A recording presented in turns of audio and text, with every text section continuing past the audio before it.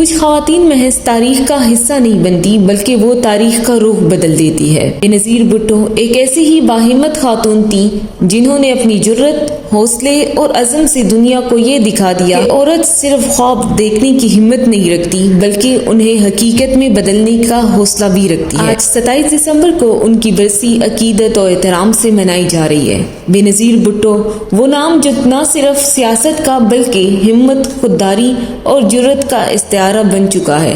ان کی کہانی آج بھی ان تمام خواتین کے لیے مشعل راہ ہے جو مشکلات کے سامنے جھکنے سے انکار کرتی ہے۔ بے نظیر بھٹو نے ابتدائی تعلیم کراچی میں حاصل کی اور پھر اعلیٰ تعلیم کے لیے ہارورڈ یونیورسٹی اور آکسفورڈ یونیورسٹی کا رخ کیا، جہاں سے انہوں نے سیاست، فلسفہ اور اقتصادیات میں ڈگری حاصل کی۔ انہوں نے خواتین کے حقوق، تعلیم اور صحت کے شعبوں میں اہم اصلاحات کیے۔ وہ جمہوریت کی بحالی اور عوام کی فلاح و بہبود کے لیے ہمیشہ پرعزم رہی۔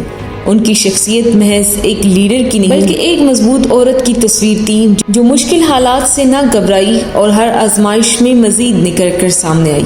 بے نظیر بھٹو نے اپنی زندگی سے یہ ثابت کیا کہ خواتین صرف خواب دیکھنے والی نہیں بلکہ میدان میں اتر کر خوابوں کو حقیقت میں بدلنے والی ہوتی ہے۔ 27 دسمبر 2007 کو راولپنڈی میں ایک انتخابی جلسے کے دوران ایک قاتلانہ حملے میں بے نظیر بھٹو شہید ہو گئی۔ ان کی شہادت پاکستان کے لیے ایک بڑا صدمہ تھا، مگر ان کی خدمات آج بھی عوام کے دلوں میں زندہ ہے۔